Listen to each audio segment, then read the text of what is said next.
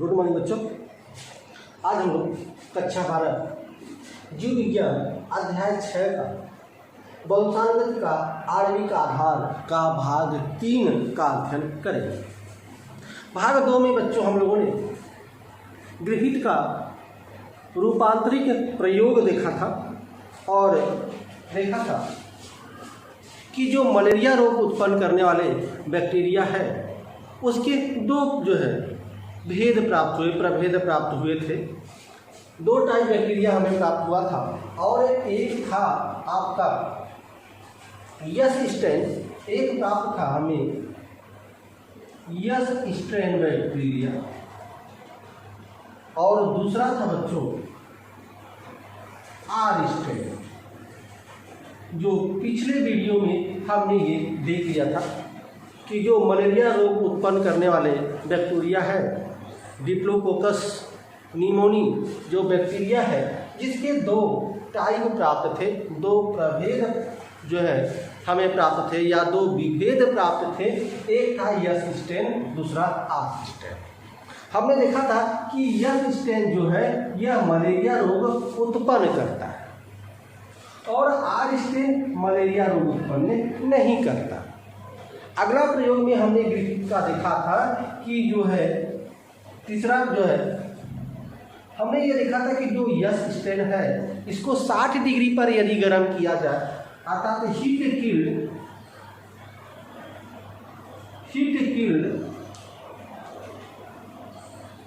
60 degree पर गर्म करके अब जब इसको आर स्ट्रेन बैक्टीरिया के साथ आर स्ट्रेन बैक्टीरिया के साथ जब हमने मिक्स करके चूहे में प्रवेश कराया था तो हमने देखा था कि चूहा मर गया था। माइस चूहा क्या गया, चूहा मर गया था।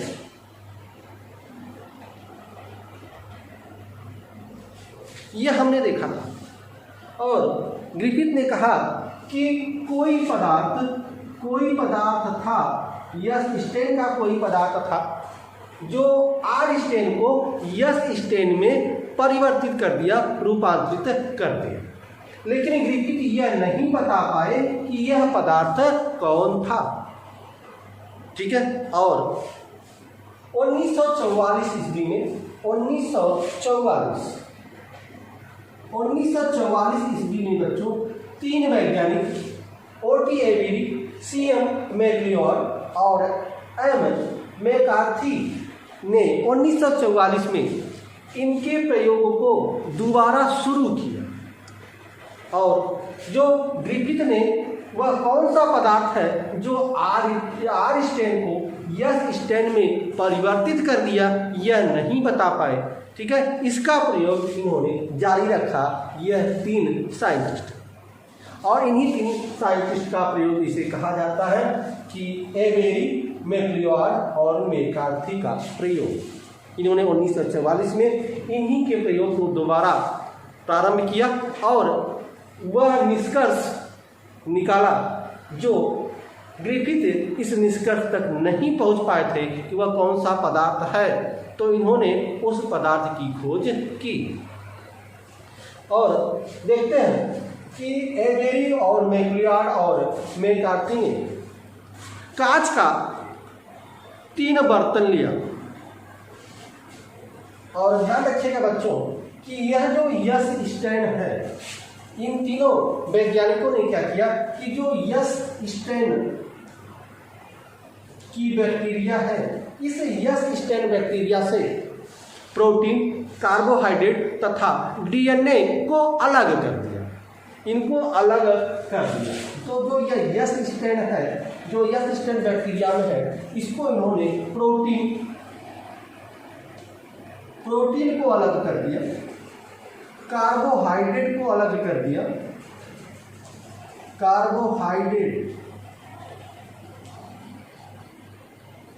कार्बोहाइड्रेट को अलग कर दिया तथा डीएनए को अलग अलग कर दिया।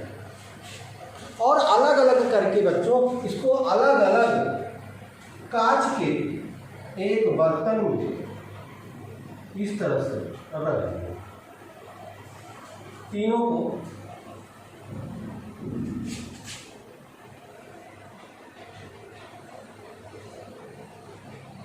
इस तरह से कांच का एक पात्र था, कांच का एक बर्तन था, ठीक है। कांच के एक बर्तन में इस तरह से इन्होंने इन तीनों को, यह बच्चों कांच का बर्तन है, तो तीनों वैज्ञानिक एबेरी, मैक्लिओड और मैकार्थी ने क्या किया कि यह स्टेन से इन तीनों तत्वों को निकाल लिया, प्रोटीन, कार्बोहाइड्रेट और डीएनए। बच्चों जो समस्या थी वह समस्या यही थी कि प्रोटीन आनुवांशिक पदार्थ है या डीएनए, ठीक है। यही विवाद का विषय था कि आनुवांशिक पदार्थ या तो प्रोटीन हो सकता है या डीएनए हो सकता है, तो इन दोनों में से कौन आनुवांशिक पदार्थ है, ठीक है, यही समस्या। तो इन तीनों वैज्ञानिकों ने क्या किया कि जो यस स्ट्रेन बैक्टीरिया था, ठीक है, उससे यह तीन तत्व प्रोटीन, कार्बोहाइड्रेट और डीएनए को निकाल दिया, ठीक है, और तीनों को एक कांच के बर्तन में आर स्ट्रेन के साथ, आर स्ट्रेन सभी में आर स्ट्रेन को कांच के बर्तन में रख दिया, आर स्ट्रेन, और इसमें भी आर स्ट्रेन। कांच के तीनों बर्तनों में इन्होंने आर स्ट्रेन को रख दिया, जीवित आर स्ट्रेन, और इसमें से प्रोटीन को इन्होंने मिला दिया, इस बर्तन में प्रोटीन को मिला दिया, इस बर्तन में, कांच के इस बर्तन में कार्बोहाइड्रेट को मिला दिया, और कांच के इस बर्तन में इन्होंने डीएनए को मिला दिया, ठीक है। इन्होंने कांच का तीन बर्तन लिया और कांच के तीनों बर्तनों में आर स्ट्रेन और आर स्ट्रेन यह जीवित बैक्टीरिया था को रखा, और बारी बारी से जो एक कांच का बर्तन था इसमें प्रोटीन को मिला दिया, इसमें कार्बोहाइड्रेट को मिला दिया, इसमें जो है डीएनए को मिलाकर मिक्स कर दिया। कुछ समय बाद इन्होंने देखा कि जो आर स्ट्रेन के बर्तन में जो प्रोटीन मिलाया गया था उसमें यस स्ट्रेन नहीं प्राप्त हुआ। कार्बोहाइड्रेट वाले बर्तन में इन्होंने देखा कि इसमें भी यस स्ट्रेन नहीं प्राप्त हुआ, इसमें भी यस स्ट्रेन नहीं प्राप्त हुआ, और डीएनए वाले बर्तन में इन्होंने देखा कि यस स्ट्रेन प्राप्त हो, यस स्ट्रेन प्राप्त हो गया। तो इस आधार पर एबेरी और मैक्लिओड और मैकार्थी ने, ठीक है, वह जो पदार्थ था, वह पदार्थ जो ग्रिफिथ नहीं बता पाए कि वह कौन सा पदार्थ था जो आर स्ट्रेन को यस स्ट्रेन में परिवर्तित कर दिया था, ठीक है, इसको एबेरी, मैक्लिओड और मैकार्थी ने बताया कि वह पदार्थ क्या है, डीएनए है, ठीक है। इन्होंने बता दिया कि डीएनए ही आनुवांशिक पदार्थ है। अपने इस प्रयोग द्वारा यह इन्होंने सिद्ध कर दिया कि जो है डीएनए ही आनुवांशिक पदार्थ है, प्रोटीन आनुवांशिक पदार्थ नहीं। यदि प्रोटीन आनुवांशिक पदार्थ होता तो प्रोटीन जो है यस स्ट्रेन जो है आर स्ट्रेन को यस स्ट्रेन में परिवर्तित कर देता, क्योंकि नहीं करता। कार्बोहाइड्रेट भी आर स्ट्रेन को यस स्ट्रेन में परिवर्तित नहीं कर पाया। डीएनए ने क्या किया, डीएनए ने आर स्ट्रेन को यस स्ट्रेन में परिवर्तित कर दिया, अर्थात डीएनए ही आनुवांशिक पदार्थ है। और बता दें आपको बच्चों, जो यस स्ट्रेन और आर स्ट्रेन है, आप पढ़े हैं कि यस स्ट्रेन की जो बाहरी दीवार होती है वह पॉलीसेकेराइड की बनी होती है। किसकी बनी होती है बच्चों, पॉलीसेकेराइड की बनी होती है, पॉलीसेकेराइड की बनी होती है, पॉलीसेकेराइड, ठीक है। यह पॉलीसेकेराइड की बनी होती है और आर स्ट्रेन में पॉलीसेकेराइड नहीं होता, ठीक है बच्चों। जब यह यस स्ट्रेन और आर स्ट्रेन, देखिए यह जो पॉलीसेकेराइड है, ठीक है, पॉलीसेकेराइड डीएनए के साथ उग्र हो जाता है, पॉलीसेकेराइड जो यस स्टेन का जो बाहरी आवरण है पॉलीसेकेराइड के कारण ही, पॉलीसेकेराइड यानी डीएनए के साथ है तो यह क्या हो जाता है, उग्र हो जाता है और यह आर स्टेन को यस स्टेन में परिवर्तित कर देता है। अर्थात पॉलीसेकेराइड के कारण ही डीएनए क्या करता है, डीएनए आर स्टेन को यस स्टेन में परिवर्तित कर देता है। लेकिन यहाँ पर प्रोटीन और कार्बोहाइड्रेट जो है, ठीक है, पॉलीसेकेराइड की उपस्थिति में यस स्टेन में परिवर्तित नहीं कर पाता। इससे सिद्ध होता है कि डीएनए ही आनुवंशिकी पदार्थ है। ठीक है, तो इस तरह से हमने इस प्रयोगों द्वारा देख लिया कि एबेरी, मैक्लिऑड और मैकार्थी का जो प्रयोग था, इस प्रयोगों द्वारा हमने देखा कि डीएनए ही आनुवंशिकी पदार्थ है। जो एक लड़ाई अभी तक चली आ रही थी कि प्रोटीन आनुवंशिकी पदार्थ है या डीएनए आनुवंशिकी पदार्थ है, यह समस्या चली आ रही थी, ये लड़ाई चली आ रही थी वैज्ञानिकों में। ठीक है, तो एबेरी, मैक्लिऑड और मैकार्थी ने यह स्पष्ट कर दिया कि डीएनए ही आनुवंशिकी पदार्थ है, प्रोटीन आनुवंशिकी पदार्थ नहीं है। देखिएगा बच्चों, अल्फ्रेड डी हर्शे तथा मार्था चेज, यह दो वैज्ञानिक हैं। एक वैज्ञानिक का नाम है अल्फ्रेड डी हर्शे और दूसरे वैज्ञानिक का नाम है मार्था चेज। इनको शॉर्ट फॉर्म में हम लोग करते हैं हर्शे चेज का प्रयोग। ठीक है, दो वैज्ञानिक अल्फ्रेड डी हर्शे और दूसरा जो वैज्ञानिक है मार्था चेज, इन दोनों को शॉर्ट में कहा जाता है हर्शे और चेज का प्रयोग। हर्शे और चेज ने जो प्रयोग किया, इनका प्रयोग ही सर्वमान्य प्रयोग माना जाता है। ठीक है, तो अल्फ्रेड डी हर्शे तथा मार्था चेज का प्रयोग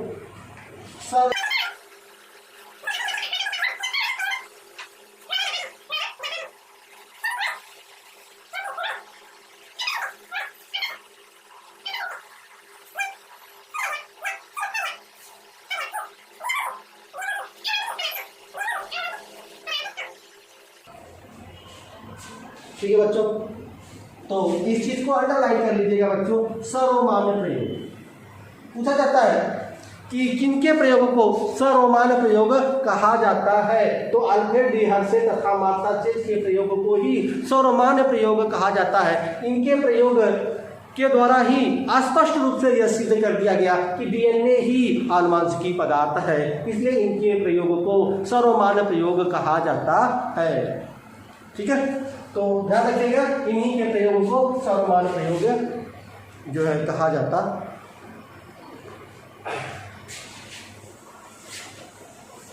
ध्यान रखिएगा बच्चों, इन्होंने क्या किया कि इन्होंने अपना प्रयोग एक बैक्टीरियोफेज और ई कोलाई बैक्टीरिया पर किया। इन्होंने अपना प्रयोग बैक्टीरियोफेज तथा ई कोलाई पर किया। याद रखिए, जो हर्शे और चेज है, इन्होंने अपना प्रयोग बैक्टीरियोफेज तथा ई कोलाई बैक्टीरिया पर किया अपना प्रयोग। यह जो बच्चों बैक्टीरियोफेज है, यह एक विषाणु है। बैक्टीरियोफेज यह विषाणु है और यह जीवाणुओं पर आक्रमण करता है, अर्थात यह जीवाणु भोजक है।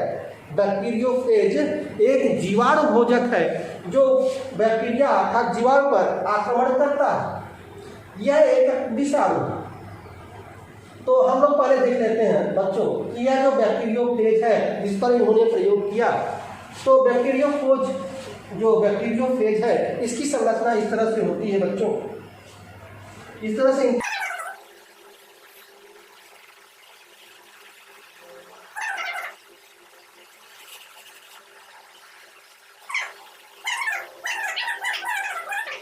तो यह बैक्टीरियोफेज है बच्चों।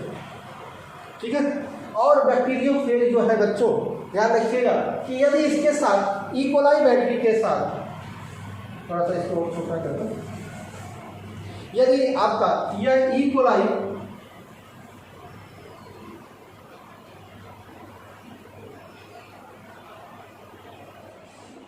यहाँ बच्चों ई कोलाई बैक्टीरिया है, ई कोलाई बैक्टीरिया है और यह ई कोलाई बैक्टीरिया का जो है डीएनए। ध्यान रखिएगा, यह जो बैक्टीरियोफेज है यह जीवाणु भोजक होता है, जीवाणु भोजी होता है, अर्थात यह जीवाणु पर आक्रमण करता है और ई कोलाई क्या है, एक जीवाणु है। अब जब यह देखिए, यह इसकी जो पूंछ है, जो टेल है, यह पूंछ है इसका, यह जो बैक्टीरियोफेज की पूंछ है यह इनके दीवारों पर चिपक जाता है। जो ई कोलाई बैक्टीरिया है इसके दीवारों पर यह चिपक जाता है, इस तरह से चिपक जाता है और यह अपने पूंछ से जो इसका डीएनए है वह अपना डीएनए ई कोलाई बैक्टीरिया में स्थानांतरित कर देता है। अर्थात यह जो आपका बैक्टीरियोफेज है, ठीक है, इसका डीएनए यहाँ पर ई कोलाई बैक्टीरिया में आ जाता है और ई कोलाई बैक्टीरियोफेज का जो डीएनए है उसको अपना डीएनए समझने लगता है। जो यह ई कोलाई बैक्टीरिया है बच्चों, ठीक है, यह जो आपका बैक्टीरियोफेज है, बैक्टीरियोफेज का जो यह आपका डीएनए आया, यह ई कोलाई बैक्टीरिया इस बैक्टीरियोफेज के डीएनए को अपना डीएनए समझने लगता है और यह जो आपका डीएनए आया, बैक्टीरियोफेज का डीएनए आया, ठीक है, इसमें जो सूचना अंकित है, क्या अंकित है सूचना, यह सूचना अंकित है बैक्टीरियोफेज का निर्माण का, जिससे इस ई कोलाई में असंख्य बैक्टीरियोफेज का निर्माण हो जाता है। तो इस तरह से बैक्टीरियोफेज और ई कोलाई जो है कार्य करते हैं, ठीक है। इन्हीं कार्य पर हम जो है इनके सिद्धांत को देखेंगे, जो हर्षे और चीज का प्रयोग है, ठीक है, उनका प्रयोग हम इसी के आधार पर देखेंगे। इन्होंने अपना प्रयोग जो है बैक्टीरियोफेज तथा ई कोलाई बैक्टीरिया पर किया। तो इन दोनों में इस तरह से संबंध होता है, यह बैक्टीरियोफेज है और यह ई कोलाई बैक्टीरिया है, तो इस तरह से यह कार्य करते हैं। तो चलिए आगे हम देखते हैं कि जो हर्षे और चीज है इन्होंने अपना प्रयोग, क्योंकि समस्या क्या थी, लड़ाई किस चीज़ की थी, लड़ाई यह थी कि डीएनए आनुवांशिकी पदार्थ है या प्रोटीन आनुवांशिकी पदार्थ है, यही लड़ाई थी कि डीएनए आनुवांशिकी पदार्थ है, ठीक है, या प्रोटीन आनुवांशिकी पदार्थ है, यही लड़ाई थी। इसमें से कौन आनुवांशिकी पदार्थ है, डीएनए आनुवांशिकी पदार्थ है या प्रोटीन आनुवांशिकी पदार्थ है। तो हर्षे और चीज ने आपका प्रयोग डीएनए और प्रोटीन के एक अंतर को आधार बनाया। हर्षे और चीज ने जो प्रयोग किया, ठीक है, वह अपना प्रयोग का आधार डीएनए तथा प्रोटीन में जो एक अंतर है उस एक अंतर को अपने प्रयोग का आधार बनाया। वह अंतर क्या था कि डीएनए में बच्चों फास्फोरस पाया जाता है, डीएनए में फास्फोरस पाया जाता है, फास्फोरस मतलब पी पाया जाता है, लेकिन सल्फर नहीं पाया जाता, सल्फर अर्थात यस नहीं पाया जाता। डीएनए में फास्फोरस पाया जाता है लेकिन सल्फर नहीं पाया जाता। जबकि प्रोटीन में देखेंगे बच्चों, प्रोटीन में सल्फर पाया जाता है, प्रोटीन में सल्फर अर्थात यस यह पाया जाता है लेकिन फास्फोरस नहीं पाया जाता। फास्फोरस अर्थात पी इसमें नहीं पाया जाता। इसी अंतर को अपने प्रयोग का आधार बनाया कौन, हर्षे और चीज। हर्षे और चीज ने इसी अंतर को लेकर अपना प्रयोग बैक्टीरियोफेज तथा ई कोलाई बैक्टीरिया पर किया। उन्होंने दो प्रकार के बैक्टीरियोफेज को लिया, दो प्रकार के बैक्टीरियोफेज को लिया, ठीक है बच्चों, उन्होंने दो प्रकार के बैक्टीरियोफेज को लिया। एक प्रकार का बैक्टीरियोफेज, ठीक है, दो प्रकार के चलिए, हर्षे और चेद ने दो प्रकार के बैक्टीरियोफेज को लिया। एक इस तरह का बैक्टीरियोफेज था कि उसमें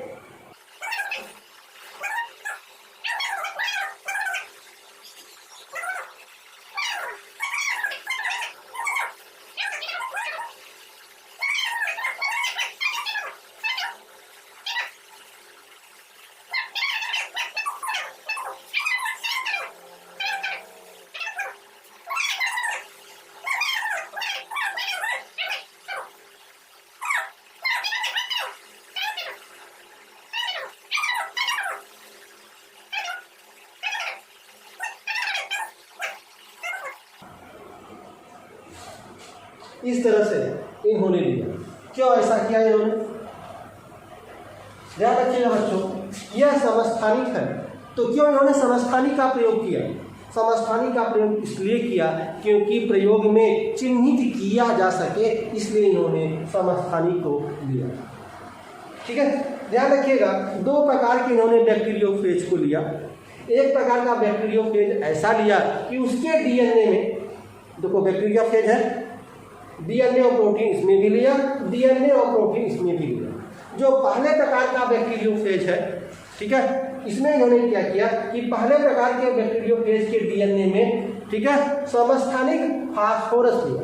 सामान्य फास्फोरस नहीं, समस्थानिक लिया। फास्फोरस का समस्थानिक लिया जो 32P होता है। और दूसरे प्रकार के बैक्टीरियोफेज का जो डीएनए है, इसमें सामान्य फास्फोरस लिया। इन्हें चिन्हित किया जा सके कि यह समस्थानिक वाला फास्फोरस है, यह सामान्य वाला फास्फोरस है। इसलिए एक को सामान्य और दूसरे को समस्थानिक लिया, जिससे चिन्हित किया जा सके प्रयोग। दूसरा आते हैं, दूसरा बैक्टीरियोफेज का जो प्रोटीन है, इस प्रोटीन में सामान्य सल्फर लिया, क्योंकि इसमें तो समस्थानिक फास्फोरस ले लिया था, तो दूसरे में सामान्य सल्फर को ले लिया। अब दूसरे बैक्टीरियोफेज में आते हैं, क्योंकि इसमें डीएनए समान लिया था, तो प्रोटीन को क्या लिया? समस्थानिक ले लिया। इस तरह से इन्होंने दो बैक्टीरियोफेज को लिया। दो बैक्टीरियोफेज को लेकर जो है अपना प्रयोग इन्होंने किया। तो चलिए, तो हमने देख लिया दो प्रकार के इन्होंने बैक्टीरियोफेज को लिया और किस तरह से इन्होंने अपना प्रयोग किया। अब हम इनके प्रयोगों को देखते हैं।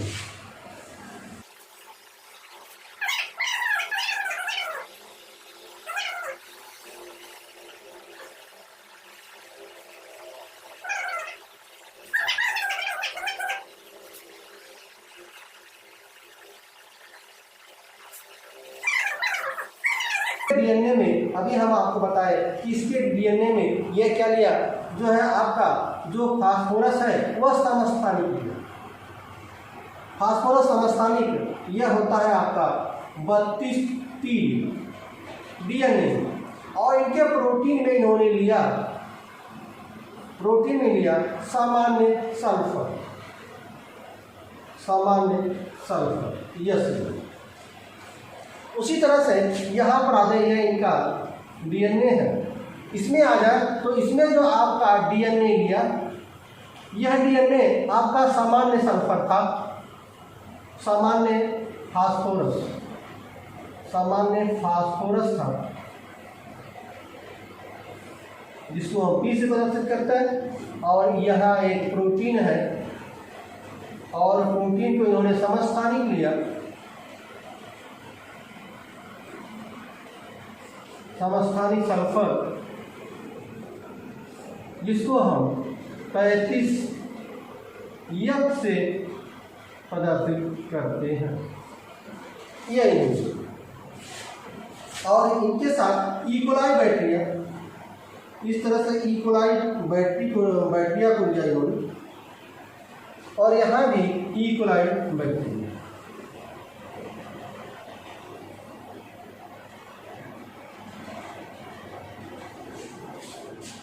ठीक है बच्चों, तो यह आपका इकोलाई है, यह आपका इकोलाई बैक्टीरिया है। यहाँ भी आपका ये इकोलाई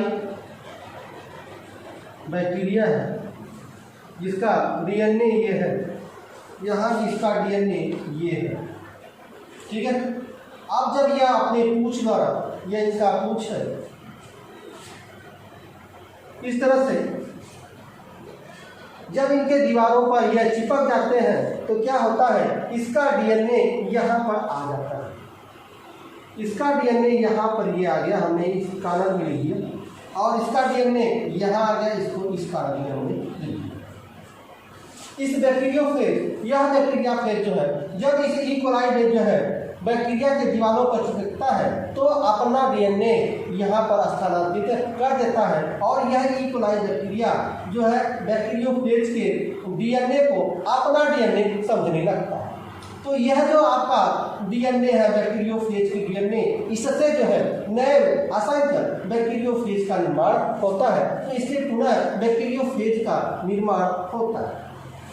यहाँ पर असंख्य बैक्टीरियोफेज का निर्माण इस तरह से हो जाता है यहाँ पे, क्योंकि इसके डीएनए में यही सूचना है, इसके डीएनए में बैक्टीरियाफेज बनाने की सूचना है। इस तरह से बैक्टीरियाफेज बन गया, और यहाँ भी असंख्य बैक्टीरियोफेज का निर्माण हो जाएगा इस तरह से, यहाँ भी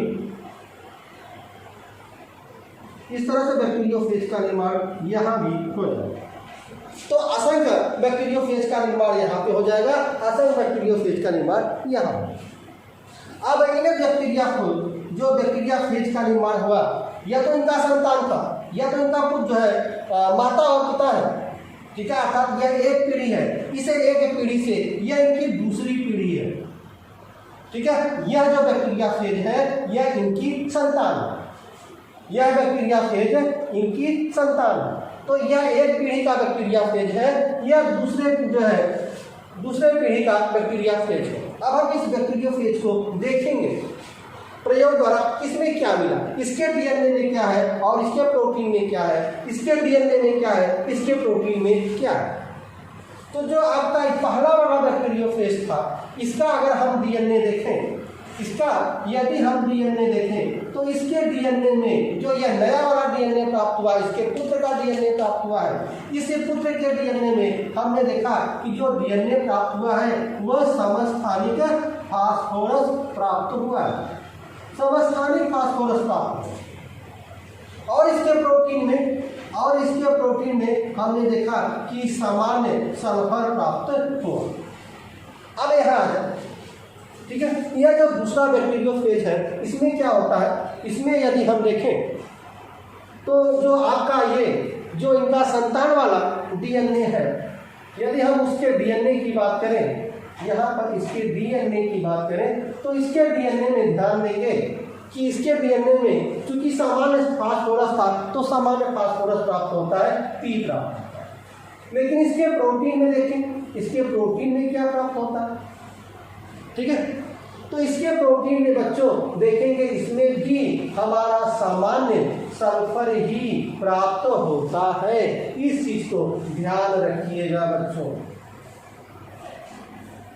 मेरा जो रिजल्ट आया, जो परिणाम आया प्रयोगों द्वारा, क्या आया, प्रयोगों द्वारा देखिए यह रिजल्ट आया कि यह जो बैक्टीरियोफेज है, इस बैक्टीरियोफेज से, ठीक है, जो हमारा नया बैक्टीरियोफेज आया, ठीक है, अर्थात जो नया बच्चा प्राप्त हुआ, नई पीढ़ी का बच्चा प्राप्त हुआ बैक्टीरियोफेज का, उसमें हमने देखा कि जो डीएनए है, देखिए इसमें जो डीएनए रखा गया था वह समस्थानिक 32 फास्फोरस का जो समस्थानिक है 32P रखा गया था, ठीक है। और जो नया संतान प्राप्त हुआ उसके डीएनए में भी समस्थानिक 32P ही प्राप्त हुआ है।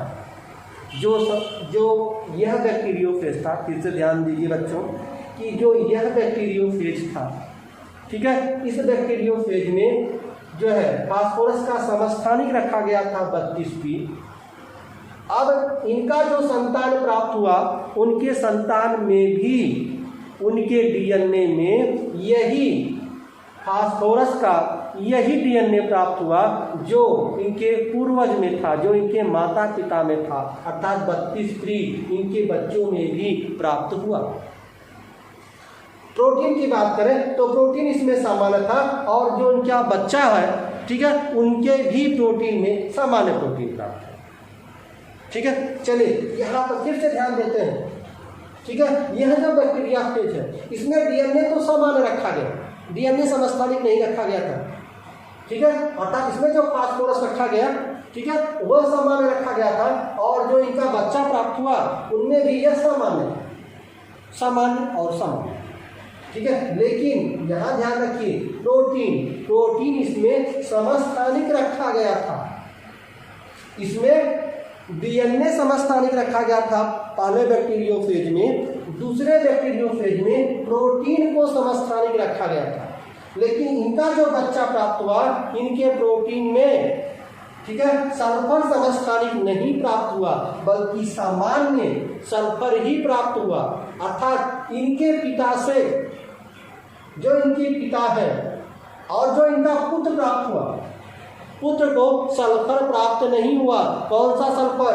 जो इनके पिता में सल्फर था, इनके पिता में सल्फर था समस्थानिक सल्फर, और इनके पुत्र में वो सल्फर नहीं गया, क्योंकि इसमें जो है समस्थानिक सल्फर नहीं प्राप्त हुआ, सामान्य सल्फर प्राप्त हुआ। लेकिन यहाँ आए, देखिए बच्चों, यहाँ जो इनके पिता में आपका समस्थानिक जो है फास्फोरस था, और जो पुत्र हुआ उस पुत्र में भी समस्थानिक फास्फोरस ही प्राप्त हुआ। अर्थात फास्फोरस का जो लक्षण है, अर्थात जो डीएनए का लक्षण है, डीएनए में क्या होता है? फास्फोरस उपस्थित रहता है, सल्फर अनुपस्थित रहता है। प्रोटीन में सल्फर उपस्थित रहता है और फास्फोरस अनुपस्थित होता है। तो हम प्रयोगों द्वारा यह देख रहे हैं कि डीएनए, ठीक है, जो इनके पिता में है वही इनके पुत्र में भी जा रहा है डीएनए। देखिए, यहाँ समस्थानिक डीएनए था तो पुत्र में भी समस्थानिक डीएनए पहुंचा। यहाँ देखिए, यहाँ डीएनए इनके पिता में सामान्य था, इनके पुत्र में भी जो डीएनए है वह सामान्य है। तो डीएनए क्या हुआ? डीएनए एक पीढ़ी से दूसरे पीढ़ी में जा रहा है। अर्थात जो आनुवंशिकी लक्षण है वह एक पीढ़ी से दूसरे पीढ़ी में डीएनए जा रहा है। लेकिन प्रोटीन देखें, यहाँ इनके पिता में प्रोटीन सामान्य था, पुत्र में भी सामान्य, चलिए यहाँ तो सामान्य, यहाँ तो ठीक है। लेकिन यहाँ आते हैं, यहाँ प्रोटीन जो है समस्थानिक था, लेकिन यहाँ जो बच्चों का प्रोटीन है वह समस्थानिक प्राप्त नहीं हुआ, सामान्य प्राप्त हुआ। अर्थात जो माता पिता का जो लक्षण है प्रोटीन का वह इसके पुत्र में नहीं जा रहा है। अर्थात प्रोटीन आनुवंशिकी लक्षण नहीं है, क्योंकि प्रोटीन यदि आनुवंशिकी लक्षण होता तो इसके पुत्र में भी समस्थानिक सल्फर 35S जाता, लेकिन 35S यहाँ प्राप्त नहीं हुआ। यहाँ केवल सामान्य सल्फर प्राप्त हुआ, जिससे यह प्रमाणित होता है कि प्रोटीन आनुवंशिकी पदार्थ नहीं है, बल्कि डीएनए ही आनुवंशिकी पदार्थ है। इस तरह से इस प्रयोग द्वारा सामान्य रूप से, स्पष्ट रूप से, ठीक है, यह प्रमाणित हो जाता है कि डीएनए ही आनुवंशिकी पदार्थ है। इसलिए इसके प्रयोग को सर्वमान्य प्रयोग कहा जाता है। जो हास्य और चेज का प्रयोग है, इनके प्रयोगों को सर्वमान्य प्रयोग किया जाता है, कहा जाता है, क्योंकि इसी प्रयोग से स्पष्ट रूप से यह सिद्ध हो गया कि डीएनए ही आनुवंशिकी पदार्थ है, प्रोटीन आनुवंशिकी पदार्थ नहीं। ठीक है बच्चों, यह 3 प्रयोग आपने पढ़ा। इन 3 प्रयोगों के आधार पर यह सिद्ध हो गया कि डीएनए ही आनुवंशिकी पदार्थ। जो विवाद चला आ रहा था इस अध्याय में शुरू से कि प्रोटीन आनुवंशिकी पदार्थ है या न्यूक्लिक अम्ल आनुवंशिकी पदार्थ है, शुरू में आपको बताए थे कि न्यूक्लिक अम्ल जो है आपका आनुवंशिकी पदार्थ है, कि प्रोटीन आनुवंशिकी पदार्थ है। ठीक है, क्योंकि प्रोटीन 20 अमीनो अम्ल से मिलकर बना था, इसलिए पुराने के जो है वैज्ञानिक जो थे वह मानते थे कि प्रोटीन ही आपका आनुवंशिकी पदार्थ है। लेकिन प्रयोगों द्वारा यह सिद्ध हो गया कि प्रोटीन आनुवंशिकी पदार्थ नहीं है, न्यूक्लिक अम्ल आनुवंशिकी पदार्थ है। और न्यूक्लिक अम्ल 2 प्रकार का होता है, एक डीएनए होता है, दूसरा आरएनए होता है। डीएनए सभी सजीवों के लिए आनुवंशिकी पदार्थ का कार्य करता है, लेकिन विषाणु, कुछ विषाणु में आपका जो है टीएमबी, टोबैको मोजेक वायरस, ठीक है, HIV तथा इन्फ्लुएंजा तथा पादप विषाणुओं में जो है आनुवंशिकी पदार्थ आरएनए होता है। तो देखेंगे जितने भी सजीव हैं सभी में डीएनए ही आनुवंशिकी पदार्थ है। और इस प्रयोगों द्वारा यह सिद्ध हो गया, स्पष्ट रूप से सिद्ध हो गया कि डीएनए ही आनुवंशिकी पदार्थ है। आगे अगले वीडियो में हम डीएनए और आरएनए के विषय में विस्तार से चर्चा करेंगे कि डीएनए की संरचना क्या है, आरएनए की संरचना क्या है। इसके विषय में आगे हम पढ़ेंगे बच्चों। तब तक के लिए